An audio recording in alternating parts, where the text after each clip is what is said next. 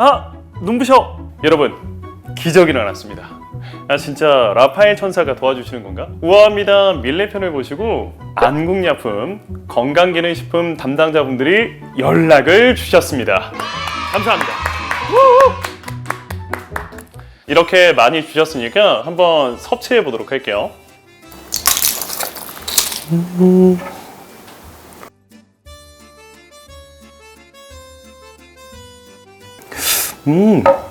와, 제가 눈 건강이 안 좋거든요. 이 토비콤 루테인 지아잔티를 섭취하니까 눈이 건강해질 것 같은 느낌이 드네요. 제가 요즘 영상에 좋아요, 댓글 많이 달렸는지 계속 핸드폰으로 확인을 했더니 눈이 침침했는데 루테인 지아잔티는 체내에서 생성이 안 된다고 하더라고요.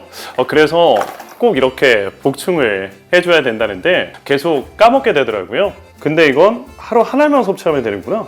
아니, 여기에 비타민도 들어있어요. 그럼 따로 비타민 섭취할 필요도 없겠네요.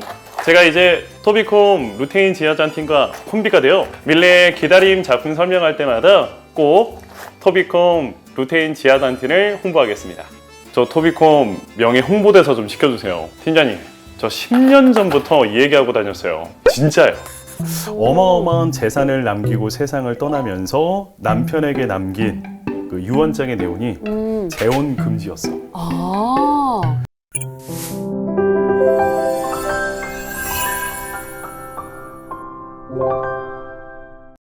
우아한 미술 이야기를 우아하게 나눠보는 시간. 그림 읽어드리는 남자 도슨트 이창용이고요. 네, 저는 한가인입니다. 반갑습니다. 만약 누나가 시한부가 된 거야. 그래서 세상을 떠날 수밖에 없는 그런 상황에 놓이게 되었어. 그럼 누나는 남을 가족에게, 배우자에게 어떤 유언을 남길 것 같아? 사실 남편한테는 애들 부탁밖에 할 게 없을 것 같긴 해. 대학 정도 갈 때까지만 웬만하면 재혼 안 하고 그 정도 나이는 돼야 이제 자기네들 독립할 수 있는 나이니까. 근데 그 전은 좀 애기들이 힘들 수 있을 것 같고 그리고 내가 없으면 난 누구랑 살든 말든 나랑 관계없어. 비슷한 유언을 남긴 사람이 있거든. 아 진짜? 어마어마한 재산을 남기고 세상을 떠나면서 남편에게 남긴 그 유언장의 내용이 재혼 금지였어. 아. 내 아이가 똑같이 성인이 될 때까지 재혼을 하게 되면 유산을 단 한 푼도 남겨주지 않겠다가 조건. 재혼 금지. 재혼 금지. 아기를 위해서 또 그랬었나 보다. 지금으로부터 약 400년 전인 1642년 네덜란드 최고의 화가라고 불리었던 렘브란트의 부인이 세상을 떠나면서 남긴 유언장의 내용이었어. 렘브란트. 400년 전에도 사람이 생각하면 똑같아. 너무 신기하다. 그치. 유언장 내용이 재혼 금지야? 그렇구나. 근데 여기까지만 딱 들으면 사람들이 이제 많이 오해들을 해. 그럴 수 있지. 이 남자 얼마나 여자 문제가 많았으면 부인이 눈을 감으면서 재혼하지 마 이러고 죽었을까. 근데 이건 철저히 오해고 실상 렘브란트의 이야기는 전혀 여자 문제가 복잡했다거나 이 남자가 문제가 있었던 사람은 아니었었거든. 근데 도대체 왜 렘브란트의 아내는 눈을 감으면서 남편에게 재혼 금지를 명했을까? 요거에 대해서 오늘은 좀 이야기를 나눠볼 거예요. 재밌겠다. 일단 렘브란트는 워낙 뭐 유명한 화가잖아. 근데 보통 사람들한테 내가 물어보면 네덜란드 하면 떠오르는 화가가 렘브란트는 아니더라고. 보호. 그치. 반 고흐. 그런데 네덜란드 친구들한테 물어보잖아. 그들은 렘브란트를 더 좋아하더라고. 오, 그렇구나. 네덜란드에서는 여기 증거도 있어. 그러니까 유로화를 사용하기 이전에 네덜란드만이 이제 화폐를 갖고 있었던 시절에 렘브란트가 화폐 속 주인공인 적은 있어도 고흐가 화폐 속 주인공이었던 적은 없어. 화폐에 들어갈 정도로 완전 국민화가 이런 그렇지. 느낌이구나. 그러니까 보통 그 나라 사람들이 누굴 가장 좋아하느냐는 맞아. 화폐 속에 들어가냐 맞아. 안 들어가냐 이거잖아. 맞아. 그러니까 우리로 치면은 세종대왕님 같은 느낌인 거지. 네덜란드 사람들이 굉장히 좋아했던 화가인 거는 확실해 보여. 그리고 우리가 좋아하는 빈센트 반 고흐도 렘브란트를 굉장히 좋아했었거든. 렘브란트의 별명 혹시 알아? 빛하고 관련된 거 아니야? 정확해. 맞아. 보통 이제 렘브란트를 빛의 화가 내지는 빛의 마술사라고 부르거든. 그러니까 왜 이런 별명이 붙여지게 됐냐면 바로크 시대에 들어서게 되면 이때부터 본격적으로 막 빛을 활용하는 기법들이 들어가기 시작하는데 렘브란트는 자화상을 좀 많이 그렸어. 그 빛 연구를 하기 위해서. 맞아. 정확하게는 뭐 한 75점 정도 그렸다. 학자들 따라서는 100점도 그렸다라고 이야기를 하는데 자화상들을 보면은 맞아. 이 이렇게 익숙한. 다양하게. 굉장히 많은 자화상들을 만나볼 수가 있거든. 그런데 언제나 작품 속에 등장하는 조명 기법이 있어. 렘브란트가 가장 좋아했던 조명 기법은 측면 상단에서 아래쪽으로 쏘아주는 조명. 이렇게. 이걸 제일 좋아해요. 대각선으로 딱 쏴주는 조명. 이렇게 조명을 딱 쏘면 그 조명을 받는 부분은 밝아지고 반대편은 어두워져. 그런데 대각선 위에서 쏘다 보니까 이마와 코 사이에 이 굴곡이는 부분은 빛을 통과하겠지. 그러면서 건너편에 튀어나와 있는 요 광대뼈 부분에만 빛이 딱 떨어지는 거야. 요 기법이 바로 렘브란트가 만들었고 평생 렘브란트가 즐겨 사용했던 조명 기법이다라고 해서 지금은 렘브란트 라이팅이라고 불러. 진짜. 가장 적은 조명으로 효과를 낼 수 있는 기법. 그래서 지금도 뭐 영상 촬영하시는 분들이나 사진 작가분들이 굉장히 많이 사용하고 있는 조명 기법이거든요. 진짜 조명에 따라서 너무 많이 달라 보이니까. 그러니까 뭐 셀카에 거의 뭐 진심이셨던 분이지. 그러니까 자화상은 100개 정도 남길 정도면은 그렇지. 거의 거울만 들여다보고 있었던 것 같은. 일단 이 렘브란트는 딱 봐도 이 조명을 굉장히 잘 활용을 했던 거 같잖아. 근데 이게 이미 20대 초반에 만들어낸 거야. 이 남자는 19살 때 이미 자기 공방을 차렸고 아주 젊었을 때 성공했구나. 그렇지. 도제 생활부터 시작해가지고 전임엔 단계 올라서 여기까지 올라가는데 보통 10년 이상 걸려. 아무리 빨라도 성공 궤도에 올랐던 딱 그때 운명의 여인을 만나게 돼. 훗날 렘브란트의 부인이 되는 금수저 오브 금수저 사스키아. 출신은 귀족. 아버지가 시장 출신이고 판사를 쭉 역임해 오셨던 분이시고 어마어마하게 모든 것을 다 이루셨던 분이신데 부모님이 어린 시절에 일찍 돌아가셨어. 그러니까 젊은 나이에 고아가 되었고 대신에 어마어마한 유산을 안게 되지. 당시 자기 친척이었던 핸드리크라고 하는 그림 중개상이 있었거든. 이 남자가 렘브란트 작품을 이제 많이 팔아야 되니 렘브란트가 좀 편안하게 작업을 할 수 있도록 작업실까지 이렇게 마련해주고 있는 상황이었고 자연스럽게 놀러 오다가 이제 이 집에서 이제 만났던 것으로 이제 추정을 하는데 이때 당시 이 사스키아가 렘브란트를 보자마자 푹 빠져버렸대. 여자가 오히려 먼저. 렘브란트는 분명 그때 당시 잘 나가는 화가기는 했어. 그렇지만 신부는 평민이야. 그치. 그러다 보니까 갭 차이가 좀 있었을 텐데 결혼을 렘브란트가 하자고 이야기한 게 아니라 여자가 먼저 청혼했어. 여자가 먼저 결혼하자고 제안을 하고 약혼도 빨리 해달라고 막 재촉하고 어머 진짜. 그래서 결혼식까지 가죠. 렘브란트 28살 그리고 24살의 사스키아가 결혼을 하는데 이때 사스키아가 결혼하면서 가지고 온 결혼 지참금이 무려 지금 돈으로 환산하면 53억. 그 렘브란트가 그때 당시 그림 하나 팔면은 대략 한 1,500만 원에서 2,000만 원 정도 받을 때였어. 물론 잘 나가는 화가긴 했지. 근데 그래도 내가 6개월 주가라고 그린 그래야 1,500만 원인데 그러네. 내 부인은 한 번에 결혼 지참금을 53억을 가져왔으니 누나가 렘브란트면 어떨 것 같아? 너무 좋지. 심지어 이쁘기도 해. 이 결혼이 렘브란트 인생을 완전히 바꿔버린 계기가 됐던 것 중에 하나가 그림을 매입하는 대부분의 사람들의 신분은 귀족이지. 귀족. 그런데 렘브란트는 사스키와의 결혼으로 어디에 이제 들어가게 되는 거야? 그들의 커뮤니티에 그들의 들어가는구나. 커뮤니티에 리그에. 그러다 보니까 자연스럽게 이전보다 그림 의뢰도 훨씬 더 많아지는 거죠. 돈도 더 올라갔겠다. 그러니까 이때부터 렘브란트의 인생이 완전히 바뀌어버리는 거야. 그래서 결혼 초기에 그림이 어마어마하게 많이 그려져. 진짜. 그러니까 보면 얘는 다 여신이야. 왼쪽에 보고 있는 저 작품은 이제 플로라라고 하는 작품이거든. 플로라는 그리스 신화에서 꽃을 관장하는 여신. 그러니까 자기 부인이 여신이다 이거지. 그러니까 마치 예전에 막 매형이 막 누나 막 사진 찍어가지고 맞아. 딱 이런 느낌이거든. 얼마나 자랑하고 싶겠어. 이 여자가 내 여자다. 아이고 진짜 밖에 걸어다니면 천천히 걸어요. 사람들이 이렇게 시선을 이렇게 즐겨 우리 남편. 그때 당시 렘브란트도 너무 아내가 예뻤구나. 너무 예쁜 거야. 얼굴도 예뻐, 돈도 많이 가져와, 나만 바라봐. 그리고 심지어 귀족이야. 너무 예쁘니까 그림이 넘쳐나는 거야. 근데 이렇게 두 사람 서로 좋고 좋은 사람이 만났으니까 이렇게 알콩달콩 평생 뭐 100년 해로 하면서 잘 살았으면 좋았을 텐데 안타깝게도 이때 당시 렘브란트한테는 불치병이 한 가지가 있었어. 뭐야? 그러니까 죽을 때까지 못 고치는 병이야. 뭐야? 갑자기 성공해서 갑자기 돈을 많이 벌게 돼. 그러면 찾아오는 병. 돈 막 쓰는 거. 그렇지. 금융치료를 좋아하시구나. 금융치료 좋아하셨어. 셀프 금융치료. 렘브란트가 돈을 너무 많이 벌어버리니까 이게 이제 막 터지기 시작하는 거야. 근데 이게 감당이 되거든. 왜냐면 아내도 돈 많이 가져왔어. 나도 잘 나가. 그림 의뢰는 지금 앞으로 몇 년치가 쌓여 있어. 그러니까 써도 감당이 안 될 정도로 막 돈이 들어오다 보니까 이분이 좀 과하게 좀 돈을 쓰셨어. 결혼 한 5년 차 됐을 때 이제 집을 좀 옮기셔.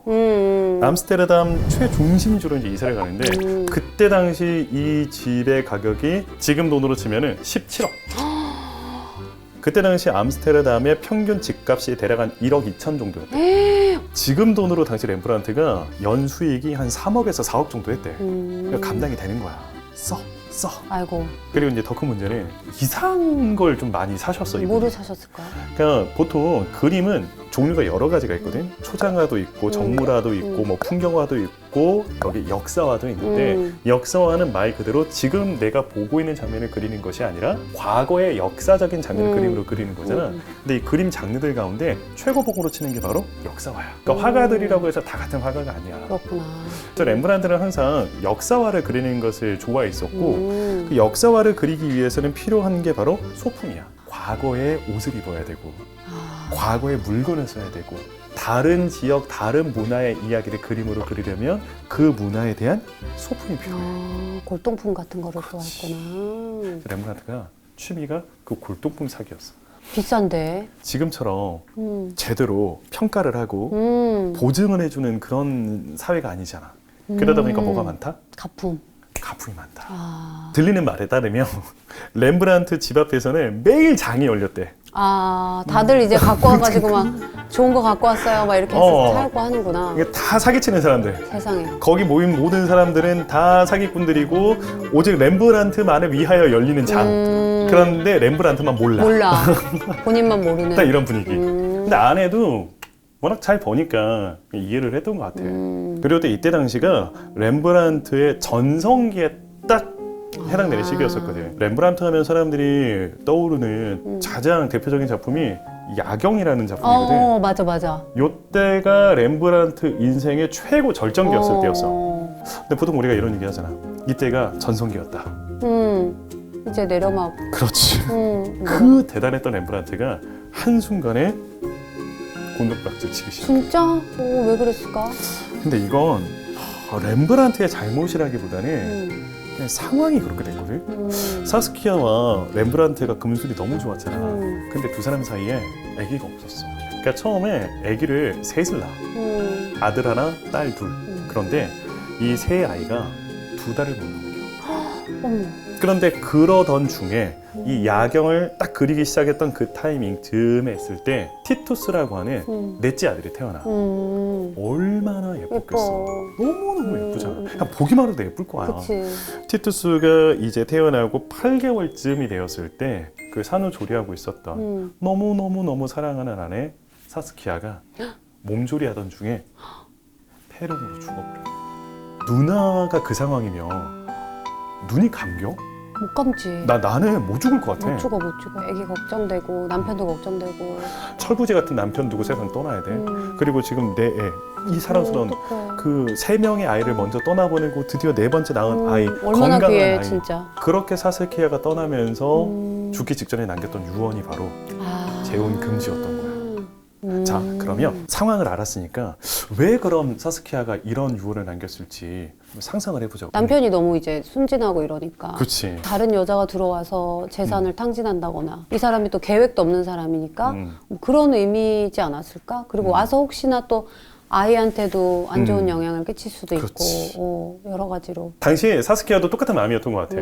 일단 내가 이대로 떠나버리면 제일 걱정되는 거 아들 티투스 그리고 내 남편. 나 없으면 안 될 것 같은데? 근데? 어떡해. 그러니까 아무것도 모르고 들으면 재혼 금지 딱 이 단어만 들으면 왠지 바람둥이. 여자 문제가 많아가지고 막 그랬을 거라고 사람들이 생각하지만 내가 생각했을 땐 그건 아니었던 것 같아. 유산이 50억이 넘잖아. 렘브란트에게 그 모든 자산이 한꺼번에 넘어가는 것이 아니라 신탁처럼 대략 한 달에 지금 돈으로 계산하면 대략 한 500만 원 정도 수준의 돈이 매달 렘브란트에게 가게 만들었어. 아유, 얼마나 걱정을 하고 진짜. 그렇게 하면 최소한 남편과 아들이 살 수 있는 기본적인 생활비를 마련할 수가 있잖아. 거기에 플러스 누나가 좀 전에 얘기했던 것처럼 남편이 재혼을 하게 돼서 새엄마가 들어오게 된다면 당연히 자기 되지. 아들이 구박받을 수 그치, 있잖아요. 그 그치. 계모에 의해서. 그래서 만약 남편이 재혼을 하게 된다. 그럼 기억나? 아까 그 렘브란트의 미술 중개상 역할을 했던 사스키아의 삼촌뻘쯤 되는 핸드리크. 이 사람에게 유산 신탁 운용금이 넘어가. 그리고 아들 티투스에 대한 상속이나 뭐 양육을 다 이 사람이 넘어가는- 책임져 주는 거야. 자기 친척이. 재혼하게 되면. 재혼을 하게 되면. 그러니까 단순하게 당신 나 죽고 나서 딴 여자랑 행복하게 사는 걸 난 못 봐. 그게 이런 게 아니고. 아니야. 그러니까 철저하게 남편이 기본적인 생활을 유지할 수 있도록 내 아들이 상처받지 않고 사랑받으면서 계속 성이 되어갈 수 있도록 최소한의 안전장치를 해둔 거라고 생각하면 돼. 근데 문제는 뭐냐. 그때 당시 렘브란트의 나이가 30대 중반 젊고. 36살. 헤르테라고 하는 여자가 아내를 떠나보내고 얼마 지나지도 않아서 바로 들어와. 그리고 이 여자와 자연스러운 동거 생활이 시작돼. 아이고, 이게 조금 약간 좀 많이 어디서 본 것 같은 복선이 있는데 그러면 또 안 되는데. 근데 문제는 뭐냐. 아내는 어쨌든 죽었어. 근데 아들 티투스가 몇 살? 8개월 8개월. 뭐 먹어야 돼? 우유 먹어요. 우유 먹어야 돼. 어. 그때 당시 분유가 있다 없다? 없지. 없다. 그럼 어떻게 해야 돼? 유모 그렇지. 근데 그냥 유모도 아닌 수유가 그러니까. 가능한 보물을 같이. 구해야 되는 거야. 그때 당시에는 영아 사망률이 워낙 높다 보니까 출산했는데 아이가 사망하고 그냥 모유만 나오는 여자들이 덜어 있었어. 렘브란트는 당장 아이의 수유를 책임져줄 보물을 구해야 되다 보니 아이고. 급하게 헤르테라고 하는 여자를 구해서 보모로 드리게 돼. 2시간마다 먹여야 되잖아. 맞아. 그러니까 같이 살 수밖에 없어. 맞아. 그리고 이 여자와 자연스러운 동거 생활이 시작. 아이고, 뭔가 좀 오지 않아? 많이 어디서 본 것 같은 복선이 있는데 그러면 또 안 되는데. 문제는 그때 당시 렘브란트의 나이가 30대 중반 젊고. 36살. 렘브란트 입장만 우리가 생각할 게 아니라 당시 보모로 들어왔던 헤르트 입장에서 생각을 해보면 헤르트는 그냥 하녀야. 그러나 렘브란트 성격이 어떻다? 어리버리해. 얼마든지 내가 컨트롤할 수 있는 남자. 그래서 이때 추정이긴 하지만 헤르테가 적극적으로 나서서 렘브란트를 후회를 유혹하지 않았을까. 이후 두 사람이 거의 6년 정도 사실혼에 그렇구나. 가까운 관계를 이어나갔던 걸로 보여.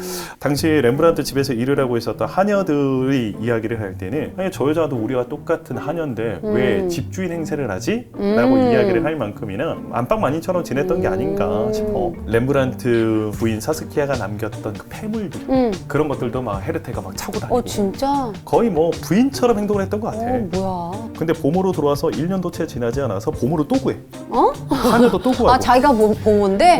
그러니까 진짜 집주인 행세를 집주인 했네. 행세를 했던 것 같아.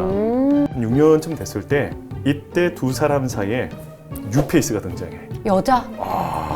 이때부터 이야기가 흥미로워지기 시작하는 여자가 거지. 또 나와? 핸드리 캐라고 하는 여자야. 핸드리케. 그때 당시 렘브란트보다 한 20살 정도 어렸었고 이 여자는 원래 이 집에 하녀로 취업을 하거든. 예쁘다 근데. 근데 이 여자가 딱 집에 와서 보니까 아니 집주인 렘브란트는 너무너무 착하고 너무너무 좋은 사람인데 처음에 들어와서 봤을 때는 집주인인가 안방마님인가 하고 봤는데 보니까 나와 똑같은 하녀야. 근데 안방마님 행세를 해. 이게 뭐지? 하고 좀 지켜보다가 이후 렘브란트에게 조언을 하기 시작하는 거지. 근데 렘브란트가 그 이야기를 잘 듣기 시작해. 이유가 있어. 거긴 또 어리버리하니까 저 똘똘이가 얘기하니까 또 싹 넘어간 거 아니야? 두 가지 이유를 추정을 하는데 첫 번째는 그 떠나보낸 아내 사스키아랑 너무 닮았어. 그리고 렘브란트의 표현에 따르면 성격도 비슷했대. 그러니까 자기만 바라봐주고 자기만 생각해주고 헌신적인 그런 모습이 자기 아내 와이프 생각이 사스키아를 났구나. 떠올리게 만들었대. 그리고 자기 아들 티투스를 이렇게 챙겨주는 모습도 더 생각났겠네. 더 자기 떠나보낸 아내의 모습과 이제 겹쳐 보이기 시작했대. 근데 그런 여자가 자기를 위한 조언을 계속 해주다 보니까 넘어갈 수밖에 없다. 렘브란트도 이제 눈을 뜨는 거지. 내가 잘못 살고 있구나. 내가 저 여자한테 당하지 않아도 되는데 휘둘리고 있었구나. 또 그런 깨달음 길게 가진 않던데. 후대 미술 사학자들은 이 두 사람의 관계를 두고 뭐라고 이야기를 하냐면 신께서 그림밖에 모르는 렘브란트를 너무나 안타까이 여겨 렘브란트에게 핸드리케라는 선물을 보내셨다라고 이야기를 해요. 그러니까 정말 렘브란트에게는 은인과도 같은 여자가 아니었나라는 생각이 들어. 이때 어찌되었건 렘브란트에게 계속 조언을 하지. 저 여자를 정리하셔야 됩니다. 내쫓으셔야 됩니다. 그래서 둘이 선택했던 방법이 있어. 바로 단둘이 여행? 여행 가기. 1번을 냅두고 2번이랑 간 거네. 1번이 너무나 화가 날 텐데. 그렇지. 한 두어 달 여행을 다녀오셨어. 오. 돌아왔을 때 1번의 반응은 난리 났지. 난리 나지. 눈 돌아갔지. 눈 돌아가지. 어머, 어떡해. 치고받고 물건 집어 던지고 난리가 나지. 어. 그리고 그 사건을 계기로 렘브란트가 이런 폭력성을 이야기하며 당국에 신고를 하면서 이걸 문제 삼아서 1번은 어떻게 했다? 내쫓았어? 내쫓았어. 실제로 폭력적인 사건이 있었구나. 아마 그랬던 것 같아. 뭐 정확하게 뭐 증거는 남아있지는 않지만 큰 다툼이 있었다라는 기록은 남겨져 있어. 그리고 큰 다툼을 핑계로 법적인 문제까지 번져질 수 있었고 이 사건으로 헤르테를 내쫓았다라는 기록이 남아있는 거 봐서는 헤르테가 좀 성격 좀 있는 여자였거든. 그러네. 난리 머리끄댕이 붙잡고 났었구나. 막 때리고 싸우고 이러지 않았을까 뻔하잖아. 이렇게 헤르테는 집에서 쫓겨나. 누나가 헤르테야. 쫓겨났어. 뭐 어떻게 할 거야? 불을 지를까? 어떻게 해야 되지? 너무 극단적인데? 자, 일단은 두 사람이 법적으로 결혼하지는 않았지만 6년 동안 사실혼 관계였잖아. 그래서 법원에 고소해. 진짜? 그리고 이 여자가 처음에는 나갈 때 그냥 나가지 않았어. 아, 이 여자 나가면 뭐 먹고 살 거야? 나가줄게. 대신에 생활비 줘. 일정 부분의 생활비를 좀 주기로 약속을 했었나 봐. 근데 나가서 보니까 아니 이 집안에 돈이 얼마인데 이 돈 가지고 나면서 더 큰 금액을 요구하기 시작했고 너무 싫다. 이런 관계에서 렘브란트도 이제 혼자가 아니잖아. 핸드리케가 무시하세요. 저 돈 줄 필요 없어요. 뭐 이런 조언을 했겠지. 그래서 무시를 하니 결국 법원에 혼인빙자 간음죄로 고소를 해버려. 지난 6년 동안 이 남자가 나 결혼해 줄 거라고 거짓말을 하고선 할 거 다 해놓고 결혼 안 해주고 나한테 쫓았다. 그러면서 이때부터 3년 정도 이어지는 그 법정 공방이 시작이 돼요. 그래서 이때 법원에서 매년 200길더 정도의 연금을 주라는 판결이 나와버리는데 지금으로 치면 한 대략 한 연 2,600만 원 정도의 한 뭐 달에 막 생활비를 200만 원 줘라 정도. 라고 이제 판결이 나와. 근데 사실 그때 당시 렘브란트 상황이라면 1년에 200길더? 뭐 그거 감당하지 못할 상황 아니었어. 그런데 이 사건 때문에 렘브란트가 나락으로 떨어지기 시작해. 왜? 왜 그랬을까? 이게 뭔가 약간 도덕적인 지탄을 받는 거 아니야?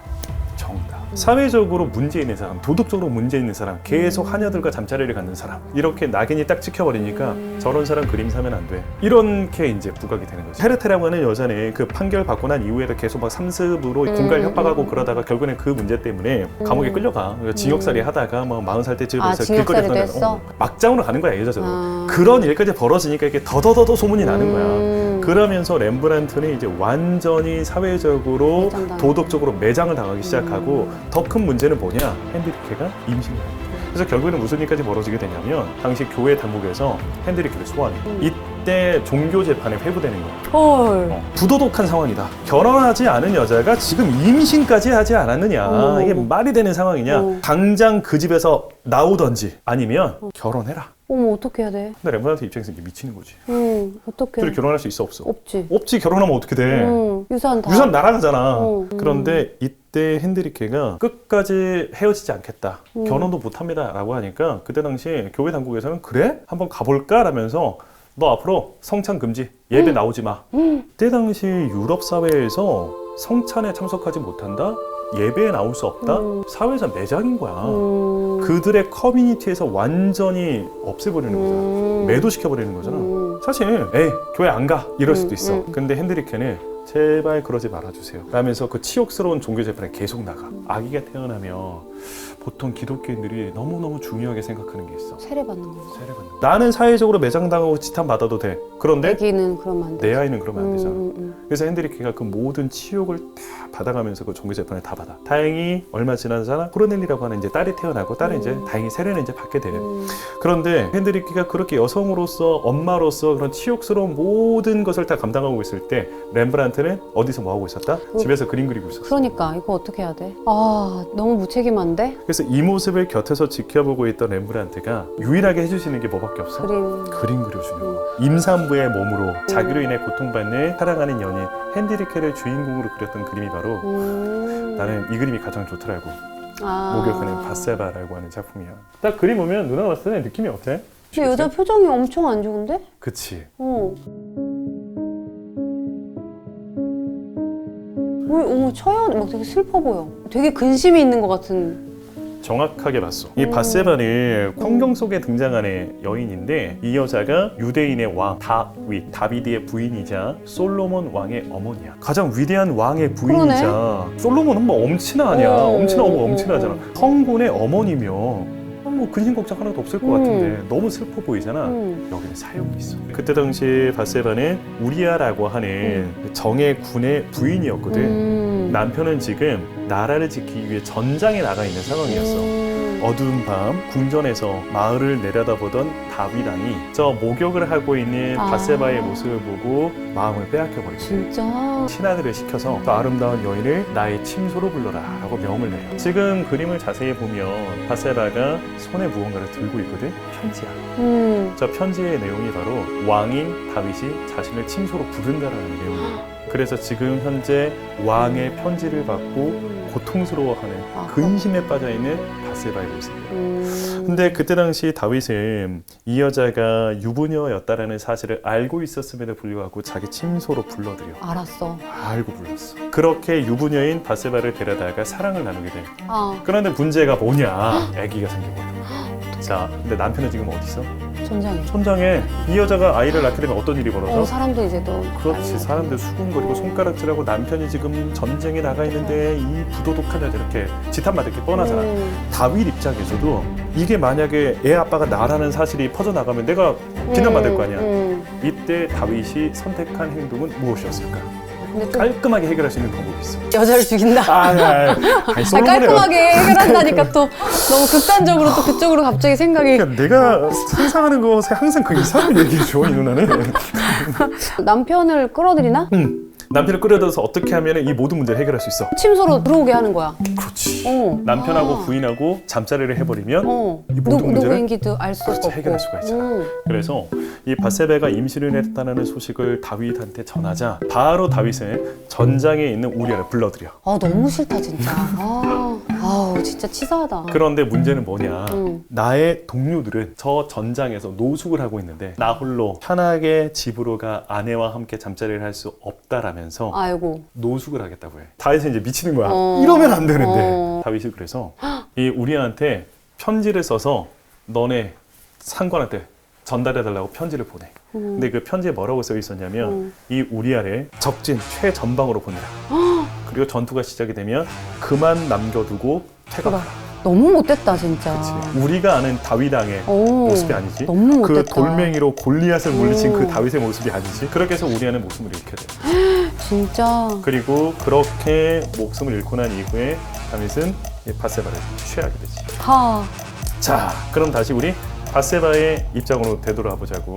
성경에는 이렇게까지만 나와 있어. 근데 우리가 충분히 상상이 되잖아. 자, 밧세바는 남편이 전장에 나가 있는 동안 임신했어. 그리고 남편이 죽자마자 권력의 최중심에 있는 왕에게 시집을 간대. 당신 사람들이 이 여자를 뭐라고 생각했겠어? 완전 비난하지. 렘브란트가 왜 이 이야기를 자신이 사랑하는 핸드리케의 이야기로 모습으로 그림을 그렸을지. 사람들한테 이유 없이 이렇게 손가락질 받는데 저 사람은 죄가 없다 이런 걸 얘기해주고 싶었구나. 그치. 지금 내가 사랑하고 있는 나의 부인과도 같은 핸드리케가 딱 성서 속에 등장하는 이 밧세바 같은 상황이다. 나쁜 여자가 아니다. 이 모든 건 나 내 때문이다. 잘못이다. 그걸 그림으로라도 좀 이야기를 하고 싶었던 게 아닌가. 물론 비겁한 사람일 수도 있겠지만 최소한 진심은 그렇지 않았나라는 생각이 들어. 자, 근데 이제 다시 현실로 좀 돌아보자고. 소문 다 났어. 렘브란트 나쁜 남자, 부도덕한 남자. 그래서 그림 의뢰는 축축축 줄어들기 시작해. 어이구 이런 어떡해. 자, 그림 의뢰가 줄어들었다라는 것은 뭐가 줄어들었다? 수입이 없어지는 그렇지. 거지. 모든 사람들은 다 공감할 거야. 수입은 줄어도 이건 못 쓰면은 줄이지. 줄여. 그래도 쓰던 가닥이라는 게 있잖아. 그쵸, 맞아. 이게 쓰던 맞아, 가랑이라는 게 맞아, 있잖아. 맞아. 이거 절대 못 줄잖아. 숨만 쉬어도 나가는 금액이 있잖아. 맞아. 뭔지 알지? 맞아. 나 코로나 때 진짜 힘들었거든. 그래서 나 우울증 올 그 뻔했어. 우리가 돈을 쓸 때는 다음에 들어올 걸 예상해서까지 쓰잖아. 그치, 뭔지 그치, 알지? 그치. 들어오지 않았는데 들어올 것까지 예상해서. 그치. 렘브란트도 딱 그런 느낌이었던 것 같아. 그러니까 이 씀씀이는 너무 커져 있는 상황인데 수입도 확 줄다 보니까 이제 늘어났던 자산이 빚으로 바뀌기 시작하게 돼요. 1654년. 그러니까 아내 죽고 딱 14년 만에 렘브란트는 파산하게 돼요. 그렇게 조심하게 여러 가지 장치를 했는데 결국에는 파산했구나. 이후에는 말년까지 경제적으로 이렇게 계속 굉장히 안 좋아. 힘겨운 삶을 살게 되죠. 말년이 안 좋았네. 이때 누나라면 딸은 얼마 전에 태어났어. 이제 막 예뻐 죽겠어. 막 꼬불거리는 딸이 있어. 이때 누나의 선택은? 어떻게 해야 되지? 남편 돈 하나도 못 버는 거지. 일단 답이 안 보여. 어떡하냐. 일단 빚이 감당이 근데 된대. 그 시절에는 여자가 뭔가 경제적인 활동 할 수 없잖아. 그치. 딴 남자 찾아가야겠지. 애 데리고 어쩔 수가 없다. 어떡해. 매형 열심히 일하셔야 됩니다. 아니 먹고 살아야 되는데 나는 돈을 못 벌고 남편도 안 되고 뭐 땅 파먹을 수는 없으니까. 그렇지. 당연히 대부분 다 그럴 거라고 생각을 해. 근데 핸드리케는 떠나지 않아. 정말 서로 사랑했던 것 같아. 찐사랑이었구나. 찐사랑이었던 것 같아. 핸드리케는 죽는 날까지 렘브란트를 떠나지 않고 렘브란트가 마지막 순간까지 계속 그림을 그릴 수 있도록 옆에서 그를 계속 지켜줘. 어머 너무 좋은 사람이었네. 작은 집이기는 했지만 뭐 이사도 하면서 매장도 새로 오픈을 하고 어떻게 해서든지 렘브란트가 그림을 그릴 수 있도록 도와주지. 진짜 신이 보내주신 사람 맞네. 그렇지. 이때 만약에 핸드리케가 없었더라면 렘브란트 무너졌을 거야. 그랬겠다. 그렇게 해서 이제 두 사람은 파산을 하고 난 이후에도 함께 잘 지내는가 싶었는데 내가 그랬잖아. 렘브란트는 진짜 안타깝다고. 너무나도 사랑했고 나의 그 천사와도 같았던 나의 버팀목이었던 핸드리케가 흑사병으로 아 어머. 세상을 떠나버려. 어떡해.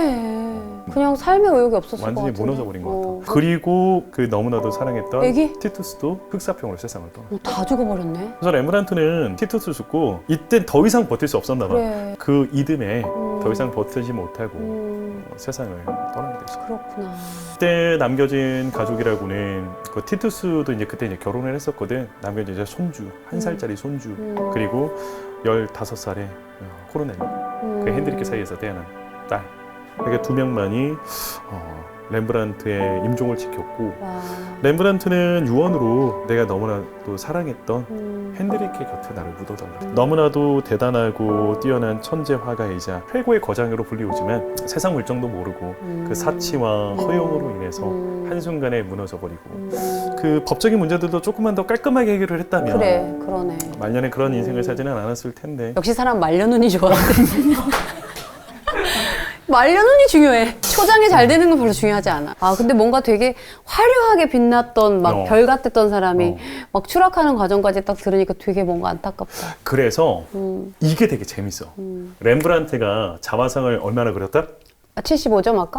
75점. 많게는 렘브란트가 등장하는 그림이 100점 정도 되잖아. 이게 한 시기에만 그리지 않았어. 젊었을 때부터 20대 초반에서부터 죽기 직전까지 늙어가는 그렸거든. 모습까지. 그래서 뭘 볼 수가 있냐면 이 남자의 인생이 정말 굴곡이 버라이어티하잖아. 굴곡이 심하잖아.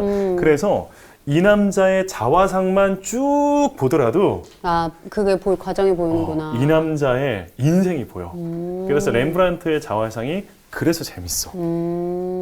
아무튼 오늘 렘브란트의 가슴 아프고도 뭐 안타까웠던 여자 이야기 좀 나눠봤는데 누나는 어땠어? 약간 천재들한테는 저런 면모들도 있긴 있는 것 같아. 천재들이 보면 자기가 굉장히 잘하는 분야를 제외하고는 너무나 많이 좀 순수한 모습들이 있잖아. 그래서 그런 딱 정말 천재 화가의 모습이지 그런 느낌? 않았을까? 그런 느낌이 드네. 그럼 다음에는 또 어떤 이야기 할지 많이 기대해 네, 주고요. 네, 네. 바세바라고 하는 글이 선물로 보내드릴 생각이니까 아까 그 댓글 많이 남겨주시는 글 잊지 마시고요. 네. 좋아요, 구독, 댓글 알림 설정. 잊지 마시고 네. 저희는 다음에 또 뵙도록 하겠습니다. 감사합니다. 감사합니다.